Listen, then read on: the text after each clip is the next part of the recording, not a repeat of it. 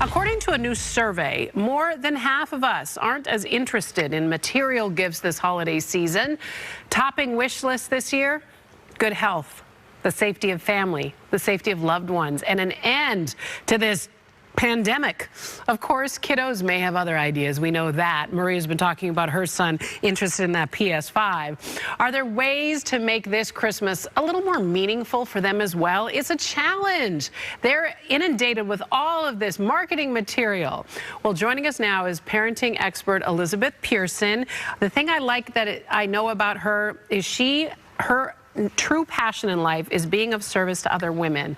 And I think that is such a beautiful thing, Elizabeth. You're a mom yourself. You know, around this time of year, you get those kids all hopped up on the chocolate and the candy canes. They see all those ads on TV for the latest toys. It can be tough to try and infuse meaning into the year. The struggle is real. And now with kids, with the screens all day long, just out of necessity, you're right. They're completely inundated with advertising and subtle messages of this will make you feel good if you have this toy or this, it will fix everything. But at the end of the day, I think that it's really good to give children a reputation to rise to live up to.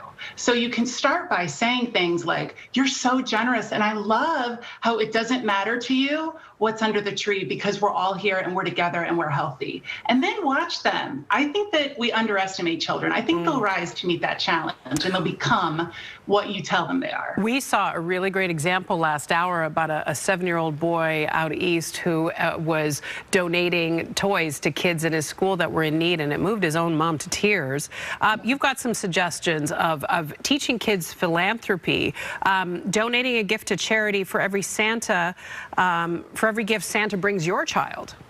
Absolutely. I think that, you don't have to lose the magic of them running down and seeing gifts. Yeah, because that's kind of great moments, right?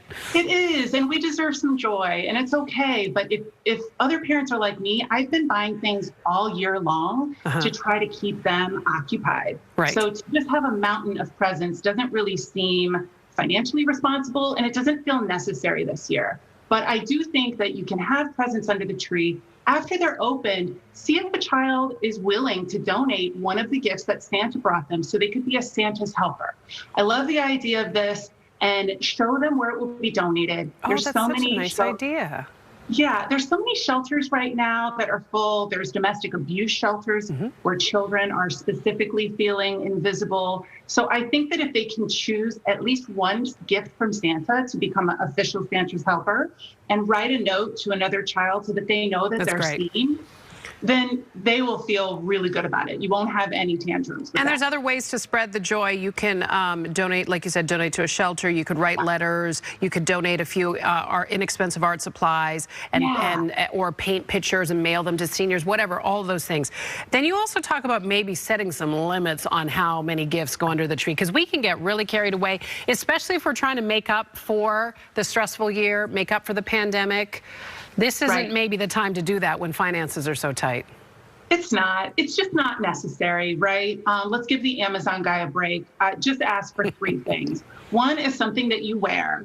This includes maybe socks or maybe a fun pair of shoes or something. Yeah, something to read. Ooh, this is really great too. And it can be a series of books or something, but we really want to encourage children to read. And then something that they specifically ask for. There are some really in high demand toys right now, but if you can find just something that they ask for, something that they can just have play, it doesn't have to even be constructive play. It's just something that brings them joy. And then an experience. So this could even be doing a drive-through tour of the city to see the lights. There are things that we can still do. We can make it special in our cars and go out and feel like we're experiencing Christmas without actually going out and being in a large group.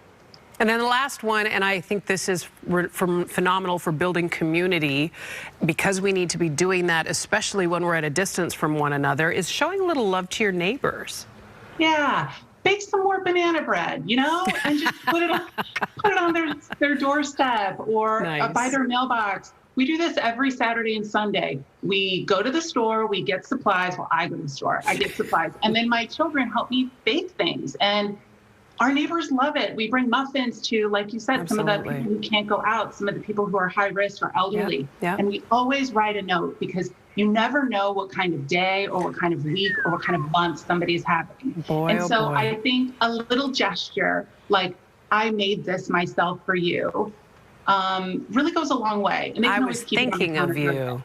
That's a nice. I'm thinking of you. I Yeah. appreciate your support. I am your neighbor, and I see you and I value you. Oh, these are some great ideas. We can make the holidays special and infuse them with meaning, and it doesn't have to cost a lot of money, and it can also create these moments where you and your kiddos are together doing things, because we all need an activity, don't we?